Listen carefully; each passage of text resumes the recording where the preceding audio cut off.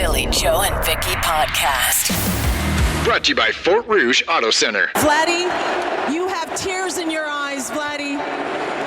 You said you were born ready, Vladdy. Amen. We do this for the city, man. We do this for y'all. We do this for y'all. 4 more, baby. 4 more. We believe in each other. We believe in this team. The first day has been training. We believe it all. And thank you, fam, for with the energy. We need the energy for you guys. Thank you. An incredible moment last night at Rogers Centre in Toronto. Incredible moment for the country. I think a lot of people have become invested in this team all over the country, not just in Toronto. The Toronto Blue Jays off to the World Series after beating Seattle dramatically last night on the George Springer home run. Vladimir Guerrero, who we just heard there, emotional. He's the series MVP. He's been massive. Dodgers, Jays, starting Friday. Yeah. I know Vicky didn't watch the game, so I'm good. No. And that's okay. How'd you guess? I heard things. Well, I was waiting to see if you were going to chime in first about the game or not. But I'll tell you what, it has done. I mean, obviously, even if you're not a baseball fan, you recognize the fact that if I've heard about it, yes. we know it's big. Yes. 41 million well people, right? I mean, in this country, and that's been well documented. But here you go. You've got a guy in Vladimir Guerrero who just signed a major contract here. And a lot of guys don't live up to that hype the first year they sign that deal. And he has so far, for one. And he's taken this country by storm with his personality and everything else.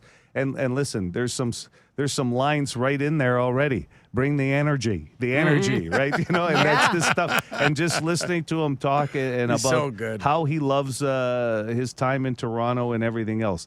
And here's a kid that just wants to win this ring so he can present it to his dad, a former major leaguer who never won the World Series. Yeah. You have the other veteran in George Springer, the only position player who's won a World Series in that lineup. So a lot of these guys they've brought in, some of them with experience and obviously still the gem.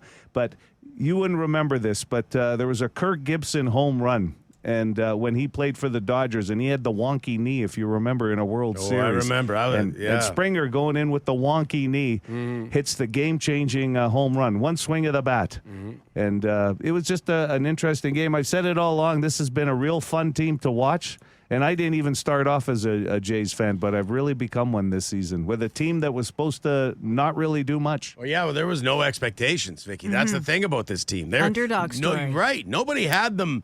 I mean, they've grown past underdogs now. They just find ways to win. But, beginning of the season, nobody had them doing this. Nobody. I did. What? You have been. I was saying some things pretty early on. You dropped off early, too, from the team. Just stop watching the games. Go Blue Jays, go. And I do think it's crazy. I was lying there on the couch last night watching all the post-game celebrations, and I looked over at my wife who was watching. We were all watching. The kids were in there, too. And I said, I grew up watching Guerrero's dad. Yes, me too. As we all did. And who did he play for? The Montreal Expos. Oh, wow, and I was a big Expos fan. And now here I am all these years later. As Joe mentioned, Guerrero's dad never got to win a title. And this kid, the personality alone, right? Yeah. So it's incredible. I'll tell you one thing my wife has never said to me. Bring the energy. Bring the energy. The Philly Joe and Vicky podcast. Yeah, yet another comment on the company doing all the construction Forage West. This has nothing to do with traffic or anything like that. It's, they've paved the 2 curbside lanes, and every business on that side, you got like a 3.5-inch drop off from the pavement to the new paved road, which is a barrel of laughs every time you scrape your car just going in and out of the parking lots. Yeah, those barrel of laughs situations in construction. We've sure had our share of barrels this year. Yeah, gosh. Donkey Kong in the house. Good reference. Yeah, great video game. Yes. Yeah. All right. Moving along, we will keep it in traffic here. The city designers that thought it would be a great idea to have bus stops right before lights.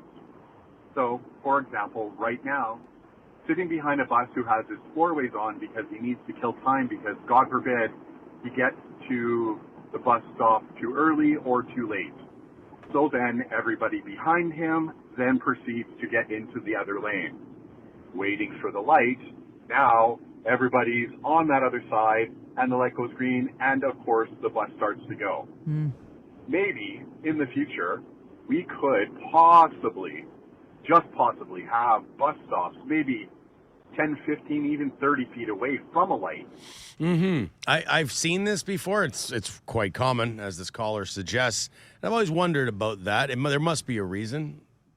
I think it's what he said is that they're trying to stay on schedule, so they have to pause if they're a little early or whatever. So the lights make it easier to pause? He's saying that the location of the stop sign or the bus sign bus is stops the issue. Right at the lights. That's what he's suggesting, that it's moved back from the light so you have some car width to get around in an extra lane. Yes. And I'm guessing the reason is because of pedestrians that are using the bus, lesser of a walk from the street to the middle of another street. I would think know. so. Maybe, yeah. I would think so. Your dad worked for transit for years. Yeah. Well, he's not one to talk right now because of, his bus stop was moved, right? He was one of the people that their bus stop was moved. And now it's over a block, right? And he's so not he's happy got to about walk. that, right? Yeah, he's not so much for himself. He's 85. He's worried about people older than him that actually, he said, have a hard time walking now to get to another stop, right? Yeah. Okay, frustration with people and not having their lights on. I think that's what this call's about. Driving around the perimeter today, about 2 o'clock in the afternoon, misty, rainy, dark, dingy, whatever you want to call it. You notice all these signs they put up around the electronic signs they put up around the perimeter. All says the same thing. Stay safe. Fasten your seatbelt. Why don't they put on there, turn on your effing lights. You got a gray car. I can't see you. You're 15 feet in front of me. Turn on your goddamn lights. You know, that wouldn't be, they do have the digital signs everywhere now. It wouldn't be a horrible idea to put, put your lights on. Are your lights on? Well, different messages, right? I mean, like you could have put your lights on. You could have deer alert because that one's out there too. Yeah. So why not have like the digital billboards that are out there? They all flash different messages. You could probably do that with these signs, I would think. I would like that. Yeah, that's good. Okay, you don't get a lot of this. It's a mechanic. I assume it's a mechanic. It sure sounds like it.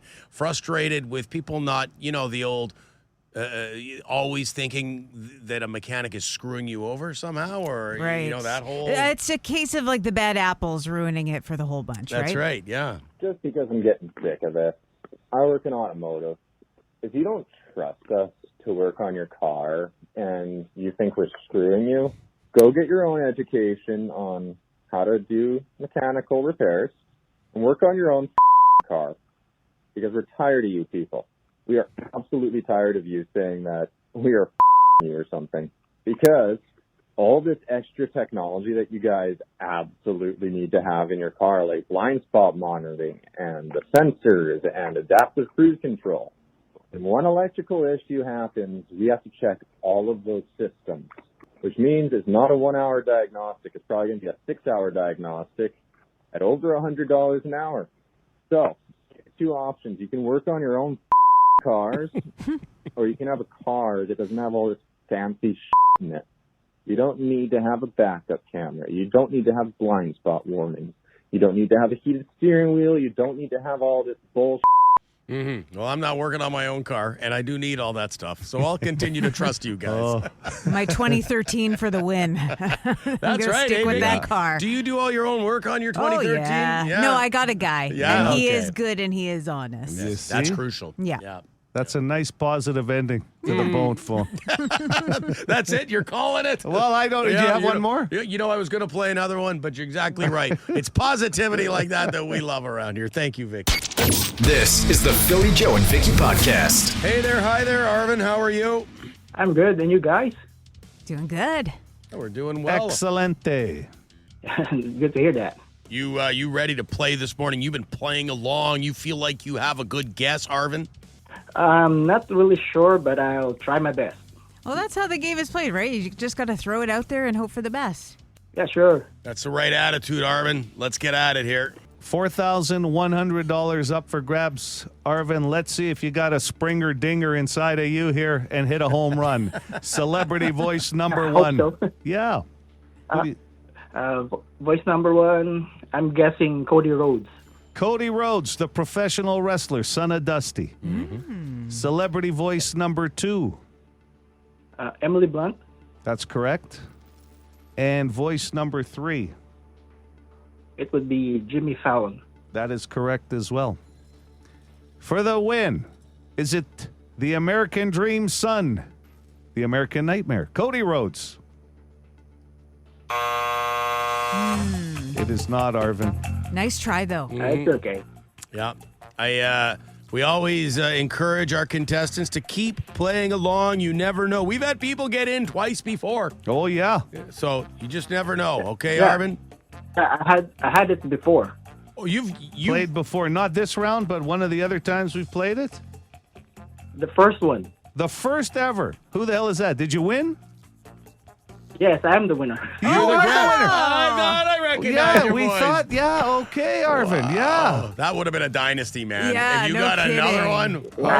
Arvin, I'm going to go on I was record. hoping to win again. Yes. But guess what, Arvin? You're the only one that was hoping to win again. All the other listeners are going, hey, you won once. No, that was good, Arvin. The good news is people are going to like you more that you've lost this time. Yeah. Yeah, definitely. You have a good day, Arvin. We love hearing from you. This is the Philly Joe and Vicky podcast. A lot of people weighing in, letting us know about Arvin on the Boston Pizza text line, one of our previous champions with Who the Hell Is That? He guessed the name Tom Holland. If a few people actually remembered that, too. Amazing. Anyways, nice to hear from Marvin again. We all remember a dub. Like, I remember, and I didn't get any money for it because I work here, but the only name I've ever gotten in this contest was Taylor Swift when the boss Iron Mike played it, because he always plays us the voices Yes. before we start the contest.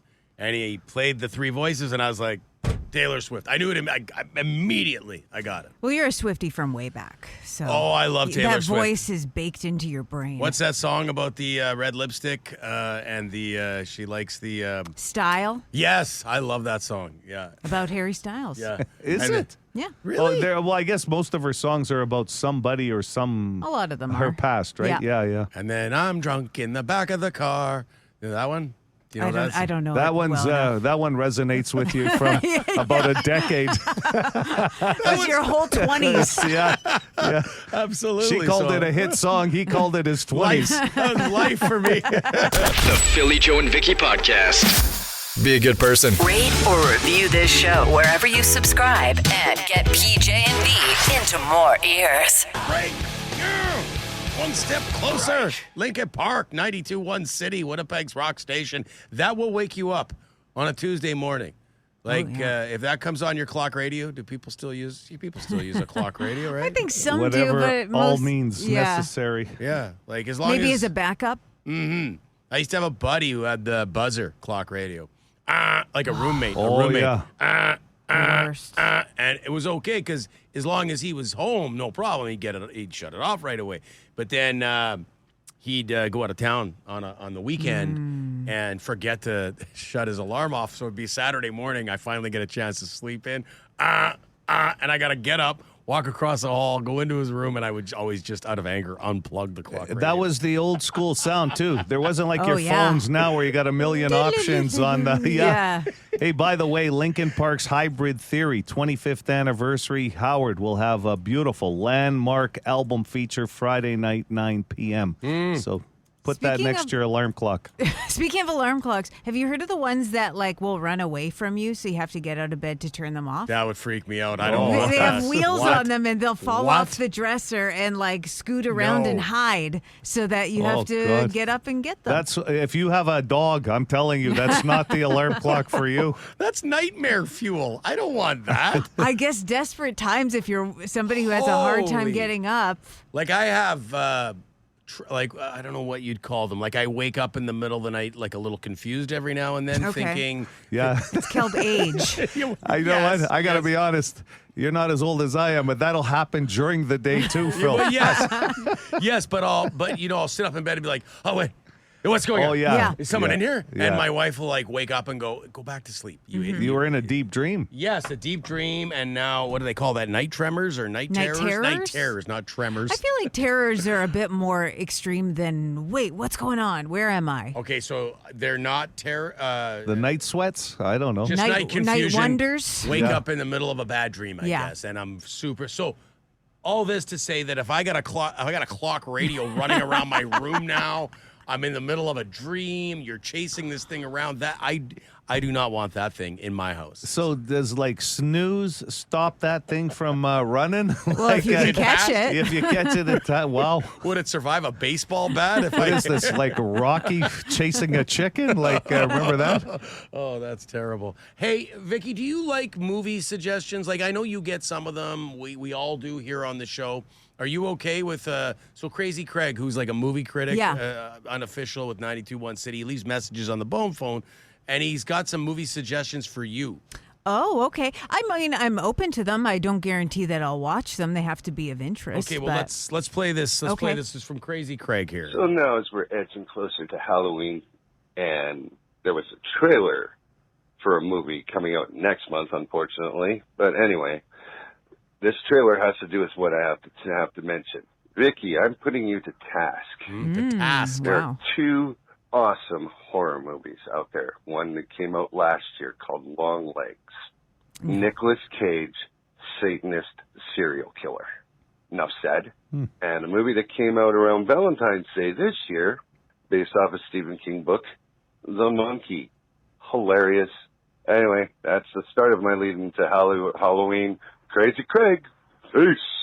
Now, I don't like horror movies. Yes, we've heard that. I like yeah. a thriller, but horror movies and Long Legs, I remember when that came out because there was a number you could call and it would be a voicemail or an outgoing message with Nicolas Cage being creepy and talking like his character. You don't have the right prefix and you call something like 1-800 long legs. I don't want to know what that's going to get you. I certainly don't. How about the movie you posted on our socials this morning? Because there's the Manitoba interest. Silent Night, Deadly Night comes out December 12th. Does that pique your interest because of the Manitoba angle?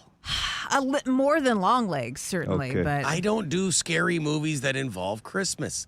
Don't scare me, Christmas. Like Santa with an axe? No, it doesn't. It was like that Krampus, or is that what it was? A horror movie, like a scary Christmas dude? Or well, and they just finished Violent Night. Like, Winnipeg has become the epicenter of the scary Christmas movie all of a sudden. Wasn't Krampus Santa's brother or something? His German cousin? I don't know. Yeah, something. His evil German Is a relative that came and stayed too long? I don't know. During the holidays? This is the Philly Joe and Vicky podcast.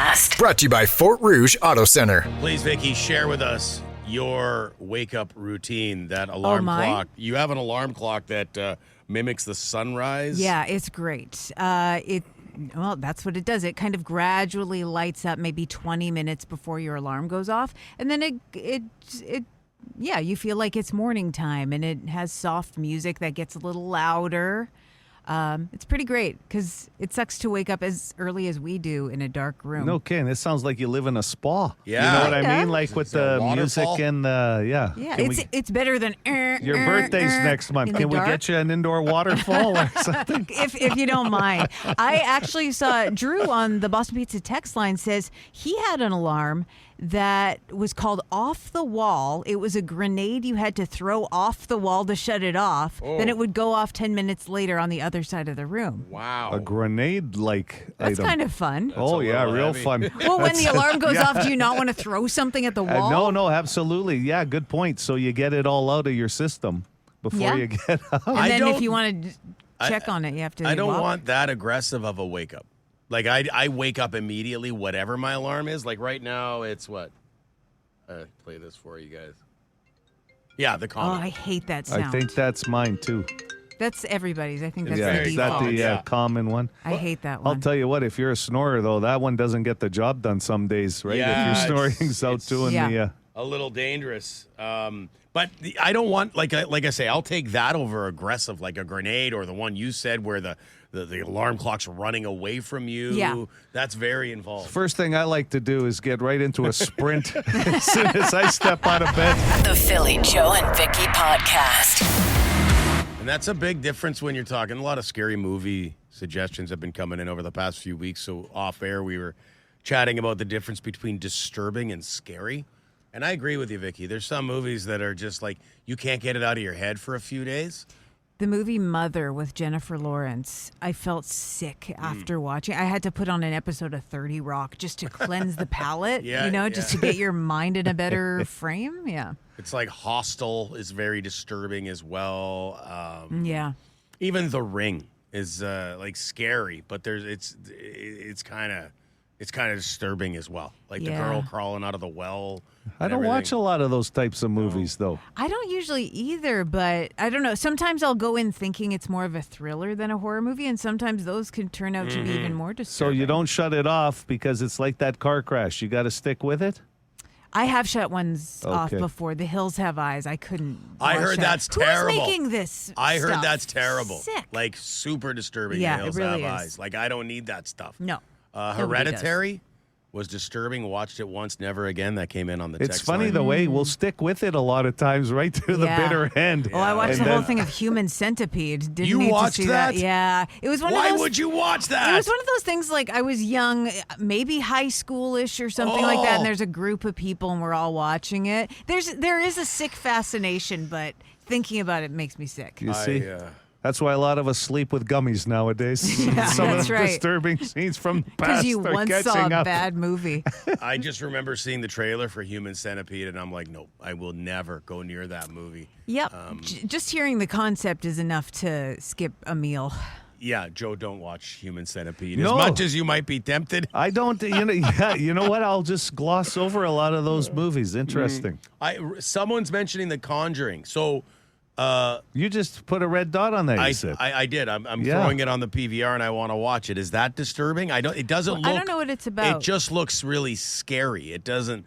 Like, give me the movies with the guy in the goalie mask and the big knife lurking around in the bush. Yeah. Scare the hell out of me. And then we're moving on. Because you can actually leave the front door knowing there's not going to be somebody in the bush With a mask with on. the mask on and a big knife. Michael Myers does not live in Canterbury You'll Park. feel pretty good about yourself. That's right. All the scary movies are just pouring in now. Yeah. People love them. Event Horizon, scariest movie ever. Somebody wrote in Killers of the Flower Moon affected them for days. That was the Scorsese movie with De Niro? DiCaprio. And DiCaprio. Actually, they were both in it, I think. Yeah. That was an interesting movie, yeah.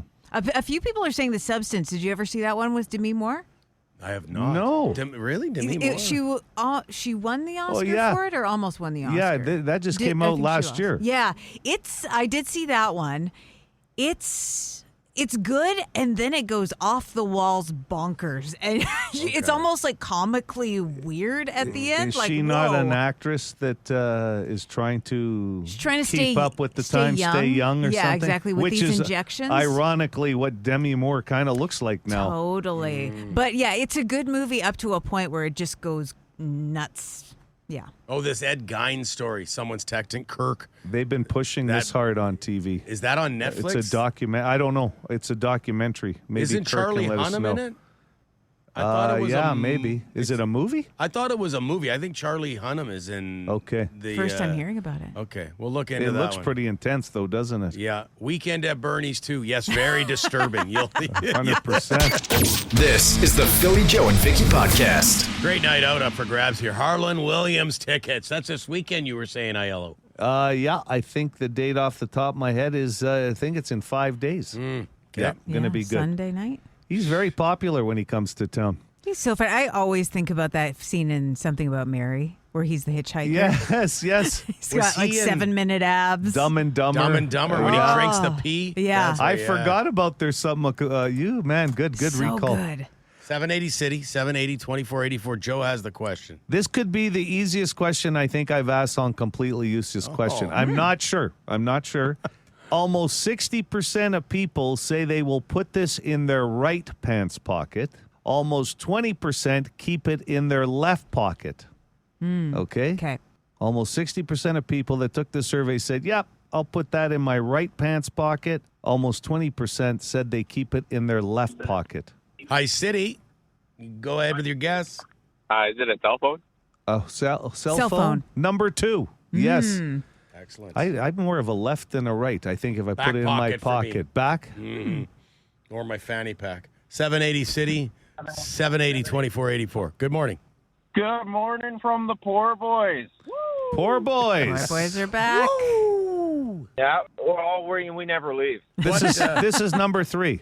Yeah, that's This is me. PB3. Yeah, I recognize the voice. That's good, Joe, that you PB3. know the different Well, poor we know boys. PB3, PB4 more than we know PB1, PB2. You guys could have been masked wrestlers from parts unknown. It's good. Except we would know where your work site was. Think about it. You could have a career in pro wrestling. Mm-hmm.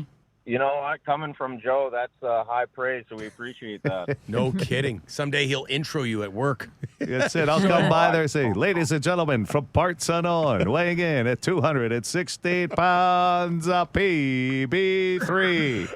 And the outfit is the high vis and High the hard vis, hats. yeah. Yeah. Just high vis and jorts. That's it. All right. You got a guess there, PB3? Well, there's only 2 other things that I can think of that go in pockets. So if it's not a cell phone, is it going to be our wallet? That is number 3, my friend. Ooh, so you okay. did hit the top 3. Gotta be the other thing. What's that? Well, it's got to be the other thing I was thinking of. yeah. Don't say it because Yeah. you might get back. You might get through again. That's why I thought it might be the easiest question we've ever asked because the answers are there in front of you, but in what order? Also, in the when it's the majority, like a higher number, it seems to be a little easier. I will give you a part of the equation here that really made no sense to me. So maybe somebody can explain it to me after I tell you. Okay. 780 City, 780 2484. Good morning. Go ahead with your guess. Hey, well, it's got to be the other thing he was thinking. It's got to be keys. Yeah, absolutely. Keys, fob. So they said in the survey that obviously most people say they keep it in either their right pant pocket or their left pant pocket. But 5% of the people that took this survey claim that they carry them in their underwear. What? Have you ever keys? A key or a fob? Whoa, have you heard? dangerous. Oh, and unsanitary. Yeah. Wow. Can you imagine? Hold on, let me grab my fob. What the hell? Think about that next time you borrow your buddy's car. Yeah. Keep them in my guess. This is the Philly Joe and Vicky podcast. What a great song. Weren't you telling me, JoJo? Like, I feel like a couple hours ago, you were asking me about a Motley Crue show with Whitesnake opening up back in the day. Today, 1987, Whitesnake opened up for Motley Crue here at the old arena. And you and I were both there. Not together. No. But we were there. Yeah. Different age, different time in our lives. Yeah. It would have been cool to be with you, Joe. But that was, I want to say that was my first concert ever. It probably Really? was for you. You would have been not even, maybe in just in high school. Right? 87, 3, 5. I would have been out of high school. Like grade 7-ish for That's me. a strong I start. was at the University of Winnipeg. Not going to classes, but I was at the University of Winnipeg. Just hanging out? Yeah, for 4 years. My father still thinks socializing is a degree. I think that was the Girls tour, and I'm pretty sure, and my mom was not, like, she was tense about going to that with a bunch of my buddies, because it's Motley Crue, right? Yeah. It's probably where you got your jean jacket with the patches going. I with definitely the crew, right? had a jean jacket with a back patch on it. Loved Motley Crue. And White, like, what kind of opener is that? That's insane. Whitesnake's unbelievable. Was Whitesnake already pretty big at that point? I would say so. Mid to late 80s, yeah, for sure. And they really broke through probably after that tour because Motley Crue was just red hot. Anyway, just a great memory. Somebody had a ticket stub up on social media. That's how I saw it this morning, and that's how we started talking about it. But what a great tune, yeah. That was great, yeah. And it had the Motley Crue posters all over my wall. Were you guys, like, did you have posters, Vicky, growing up? Like on your locker or in your room? Like, Yeah. I wasn't as cool as you. Mine were all Spice Girls. well, that's normal for a young girl. That's Yeah, they were huge. Yeah, they were massive. I had the same poster. Joe had the Spice Girls. For different reasons. The Philly Joe and Vicky podcast. Be a good person. Rate or review this show wherever you subscribe and get PJ and V into more ears. What's up with this? It's T. Kona. He wants to talk about peppers. We were sampling Vicky's peppers on the show. Was this last week or 2 weeks ago? It's been 2 weeks. Yeah, I don't know. Okay. Hey, good morning. Steve Kona. I was watching you guys online the other day. You posted a video about Vicky's peppers. And Joe had mentioned something about make sure you wash your hands. Quick story. In our shop, my shop, whatever, with guys were always drinking. We do the peppers and all that. Father-in-law would grow some, peppers, the ghost peppers, the reaper peppers, some of the hottest peppers in the world, whatever. So we'd be drinking and we do the taste testing and everything. So I went for a pee, I came back, and we're sitting there drinking, and all of a sudden, I felt the heat. I felt the heat down there. Oh. And I tell you, wash your hands, boys. Because later on, I even had to go change the gotch, wash up real good, because, boy, that was hot. Yeah. Gotta have the backup undies at work. That's why you bring them. For spicy peppers? Well, not you. There could be another thing, too. The Philly Joe and Vicky Podcast. For more Philly Joe and Vicky, lock it into 92.1 City, weekday morning 6 to 10.